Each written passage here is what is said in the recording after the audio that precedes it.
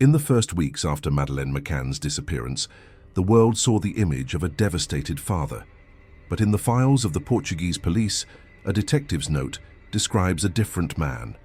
Cold, calculating, and more concerned with the media campaign than with the search. This reveals an uncomfortable truth about trauma. It can be a mask. And today, we will analyze what was behind Gerry McCann's mask, not with speculation, but with the evidence of his own behavior. The story we all know is an almost perfect script of tragedy. Praia da Luz, Portugal. A group of successful British doctors are enjoying their vacation. On the night of May 3, 2007, while they are dining at a tapas restaurant, the daughter of one of the couples, little Madeleine McCann, disappears from her room. The alarm is raised, and the world is plunged into one of the greatest and most frustrating mysteries in modern history. The official narrative quickly solidifies. A daring kidnapper broke into the apartment and took the girl. A story of a monster emerging from the darkness to steal innocence. This is the story we were told, repeated ad nauseum. But the truth, as always, is not in the story, but in its cracks. It is to expose these cracks that our task force exists. We already have investigators joining from all over the world to put these facts under a microscope. From which country are you enlisting for this mission? Leave a comment. It's always inspiring to see the global reach of our team. Now let's get back to the case. What if Gerry McCann's behavior in the first few weeks is not that of a grieving father, but that of a man managing a crisis? The shocking truth when we analyze his actions under a forensic lens is that his immediate focus was not the search, but controlling the narrative. And exposing this behavioral dissonance is the first step of our mission, Operation Checkmate. The ultimate goal of this operation is to build the undeniable file, a public dossier of evidence so complete and logically sound that it will become impossible for the authorities to continue to ignore it. Every video you watch is another chapter we add to this file. We are not just retelling a story, we are building the case. And today, the construction begins with the analysis of the man at the center of the storm. But to build this case, we first need to demolish Gerry McCann's public image and examine the man the cameras didn't show, whose actions and words in those first few weeks tell a very different story from the one he wanted the world to see. To demolish Gerry McCann's public image, we need to start with a cold, methodical analysis of his behavior, not his words. Forensic psychology teaches us that under extreme pressure, our actions reveal more than our statements. And Gerry's actions in those first few weeks were not those of a father paralyzed by grief, but those of a strategist executing a plan. The first piece we add to our undeniable file is the control of the narrative. In the first 48 hours, while most parents would be in a state of shock, unable to function, Gerry McCann was already on the phone, not just with family, but with high-ranking figures in the British government. He wasn't asking for help with the local search, he was setting up an international public relations operation. He quickly became the family's spokesman, the calm, articulate face that spoke to the world's press. In contrast, Kate was often presented as the emotional, fragile mother. This dynamic was not accidental. It was a classic crisis management strategy. Present a logical, controlled figure to convey confidence and an emotional figure to generate sympathy. Gerry wasn't just grieving, he was running a campaign.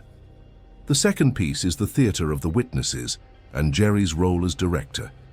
The abduction narrative depended entirely on the sighting by Jane Tanner, one of the friends in the group. It was Gerry who, in interviews, validated and reinforced the importance of this sighting, even when the Portuguese police were already pointing out inconsistencies. He became the guardian of the only story that diverted attention from the apartment and the group's behavior. When other testimonies, like that of the Smith family, who described a man resembling Gerry himself carrying a child, emerged, they were downplayed or ignored by the McCann's media campaign. Gerry wasn't just supporting a witness, he was choosing the narrative that best served his defense and suppressing those that threatened it. We have two conflicting versions of Gerry's role. One, that of a proactive father, using his skills to organize a global search. The other, that of a master manipulator, controlling information to protect himself and his group. Which of these two performances seems more consistent with the evidence? Leave your analysis in the comments. Every theory and observation from our task force is added to our file, strengthening the case we are building together. But the most revealing piece of Gerry's behavior comes from his interaction with the scientific evidence. When the British sniffer dogs, Eddie and Keeler, gave their devastating alerts in the apartment and the rental car, an innocent father's reaction would be confusion, perhaps even hope that it was a new lead. Gerry's reaction was one of attack. He immediately began to publicly discredit the validity of the dogs, a science used and respected by the British police themselves. He, a man of science, a doctor, attacked science when it became inconvenient. His body language in these interviews is a case study in dissonance. While he spoke of the pain of loss, his body displayed signs of anger and defiance. Micro-expressions of contempt appeared when he mentioned the Portuguese police. He did not display the body language of a sad man, but of a cornered man. The science was screaming that a body had been there, and Gerry's reaction was not one of curiosity, but of hostility. He didn't want answers. He wanted to silence the question. So if Gerry McCann's behavior does not align with that of a grieving father, what profile does it align with? To answer that, we need to do what the police never did publicly: build a psychological profile of Gerry based not on speculation, but on his documented actions in those first crucial weeks. Gerry McCann's behavior does not align with that of a grieving father, but it aligns perfectly with the profile of a specific type of personality, well documented in criminal psychology, the controlling narcissist in crisis management mode. This is not a diagnosis, but a behavioral analysis, and it gives us the key to reconstruct the night of the crime, not based on what they said, but on what a man with this profile would do. Forget the story of the kidnapper. The real night, based on the evidence and this profile, probably happened like this. It's around 9 p.m. Gerry does his check. He enters the room and finds Madeleine, perhaps lifeless, perhaps seriously injured, the result of an accident that happened while the parents were away. For most people, the reaction would be panic and an immediate call for help. But for a controlling narcissist, the first reaction is not grief, it's calculation. What does this mean for me? For my career? For my reputation? His mind doesn't process the tragedy. It processes the threat. The decision is made in seconds. This cannot come out. He returns to the dinner table, calm, controlled. He says nothing. He needs time to think, to plan. He maintains the facade, talks with his friends, while his mind is racing, building the strategy. The story of the abduction is not born of panic, but of a cold decision. The open window, the friend's alibi, the frantic search, all these are elements of a play that he begins to direct at that very moment. He is not a victim of chaos. He is the architect of the order that will follow. The motivation for such an audacious cover-up is not just the fear of prison for negligence. For a narcissistic profile, it is something much deeper: the annihilation of the self. Gerry McCann built his identity around success, control, the image of a respected cardiologist, a pillar of the community. Admitting that his negligence led to his daughter's death is not just a failure. It is the complete destruction of that identity. It is public humiliation. It is the loss of status. It is the death of the self he spent his entire life building. And to protect that self, any price is acceptable, even the price of the truth about his own daughter. The cover-up is not to protect his freedom, it is to protect his ego. So far, does this reconstruction of the facts based on the psychological profile of a controlling narcissist seem more plausible than the story of a panicked father? Does the psychology of the fear of ego annihilation better explain his actions than the pain of grief? Leave your verdict in the comments. The validation of our task force is what allows us to move on to the final proof of our case. Because the evidence I am about to show you is not a theory. It is the proof that seals this case.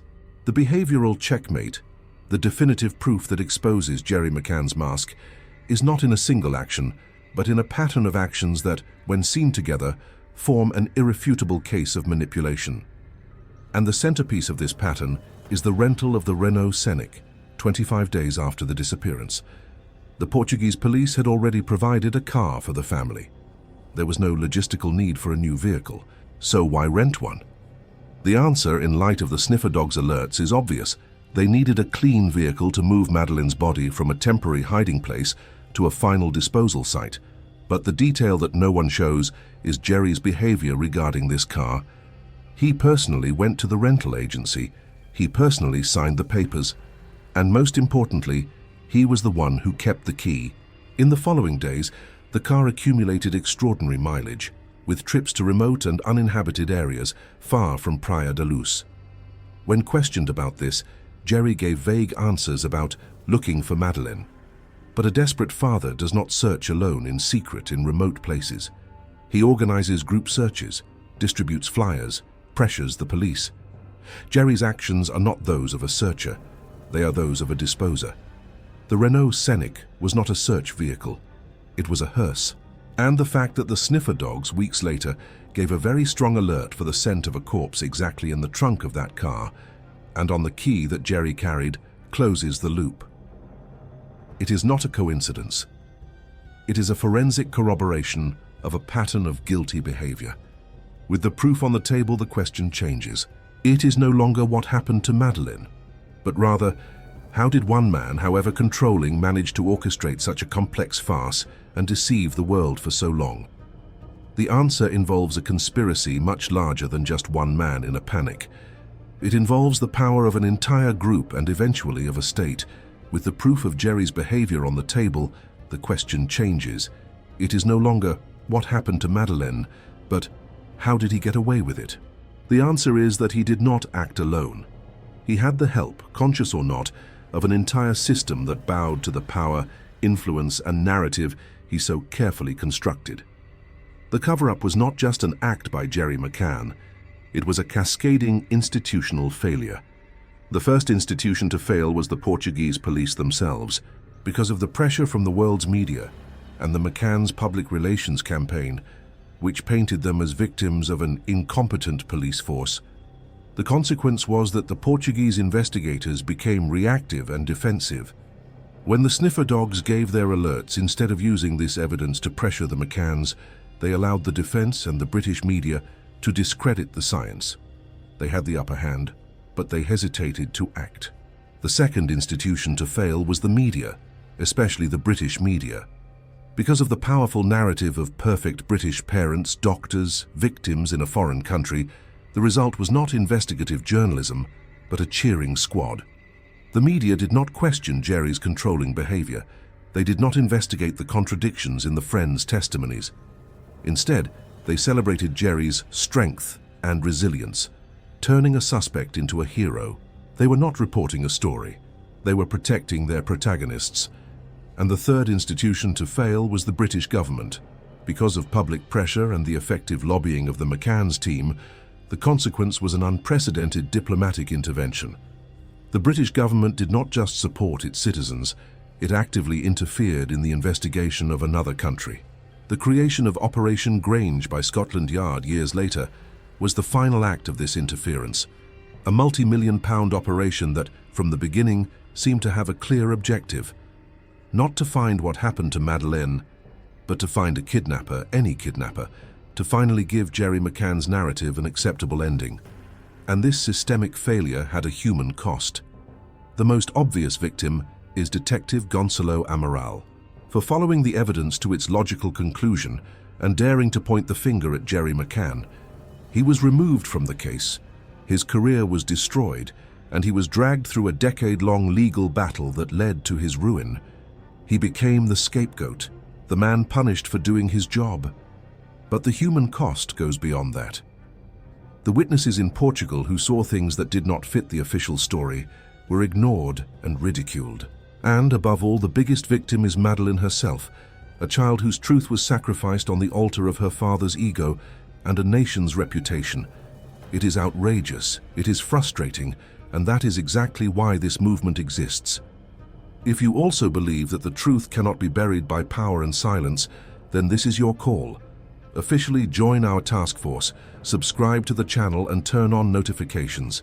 Every subscription is a new investigator enlisting, making our movement stronger and our voice louder. The result of all this maneuvering, of all this institutional failure, is that the Madeleine McCann case, which could have been solved based on the analysis of the behavior of its main actors, was transformed into an unsolvable mystery. The truth is not lost because the crime was perfect. The truth is lost because the main suspect was a master of manipulation, and the system that should have stopped him instead helped him. The case remains open not for lack of clues, but for lack of will to follow the clues that have always pointed to the same man. The system won, justice was buried. But in the midst of all this darkness, one final question remains, the most personal of all. What does this terrible story teach us about our own world, and what do we do with this inconvenient truth? My final conviction, after analyzing Gerry McCann's behavior, is that the real crime the cameras didn't show was not an act of violence, but an act of calculation. What we saw was not a grieving father, but a puppet master pulling the strings of the media, politics, and public opinion. What haunts me is not the possibility of an accident, but the coldness of a man who, faced with the greatest tragedy of his life, chose to protect his reputation instead of honoring his daughter's memory with the truth. Gerry McCann's public image is not a portrait. It is a masterpiece of public relations, built on a foundation of silence and manipulation. What this terrible story teaches us about our own world is a profoundly uncomfortable lesson about power and perception. It shows us that, in the age of instant information, the truth is not what is factually correct, but what is narratively most powerful. Gerry McCann, with his medical background, his eloquence, and his access to elite resources, understood this instinctively. He did not fight a battle for the truth. He waged a war for the narrative, and for the most part, he won. He turned the Portuguese police into villains, the sniffer dogs into unreliable science, and anyone who questioned him into a cruel conspiracy theorist. He teaches us that the authority of a suit and a degree can be more persuasive than the authority of forensic evidence. He shows us that social status is not just a privilege, it is a weapon that can buy silence, influence governments, and rewrite history in real time. The tragedy of Madeleine is not just the story of a missing child. It is the story of how truth becomes irrelevant when confronted with enough power. And now, after we have gone through all this together, I need to know what this story has awakened in you. The analysis of Gerry's behavior, the dissonance between his words and his actions, the way he managed the crisis. What did it make you feel? Use the comments below, not just to debate, but to bear witness. Bear witness to your outrage against manipulation. Bear witness to your frustration with a system that bows to power. Leave a word, a sentence, that shows that we have not forgotten and we do not accept the silence. I will read every comment, because in a world that wants us to be silent, our collective voice, our refusal to forget, is the only weapon we have. It is the only way to ensure that Madeleine's memory is not defined by the narrative her father built, but by the truth the evidence tells. And for those who want to go beyond bearing witness and become an active part of building our file, for those who feel that just observing is not enough, there are two ways to become operators in this mission. Our journey to unearth the truth and build the undeniable file has real costs: access to documents, research time, production. If you want to give a direct boost to the investigation we did today, you can use the Super Chat. Think of it as a direct investment in the piece we just added to our file, a sign that this work matters. Now, if you want to be part of the strategic core of this movement, you can become a member of the channel. Members are not just supporters, they are our board of investigators. They get early access to our lines of research, help decide which documents and evidence we will pursue next, and participate in exclusive discussions where we define the next steps of Operation Checkmate. In short, Super Chat funds today's mission. Becoming a member helps plan tomorrow's mission. It's up to you how you want to help us build this case. And it is thanks to the tireless support of our operators that the next mission is already being prepared. The same dynamic of power, influence, and a perfectly constructed narrative that we saw in the McCann case is repeated in an even darker and more complex way in the infamous case of JonBenet Ramsey. In our next documentary, we will dive into the analysis of the 911 call tape, a piece of evidence that, just like Gerry's behavior, tells a very different story from the one the family wanted the world to believe. We will investigate how the Ramsey family's wealth and influence may have buried the truth along with their 6-year-old daughter. To continue on this mission with me, to continue challenging the official narratives and seeking the truth in the details, subscribe to the channel and turn on notifications. The search for the truth cannot stop. Until next time, remember, the truth doesn't need you to believe in it. It only needs you not to forget it.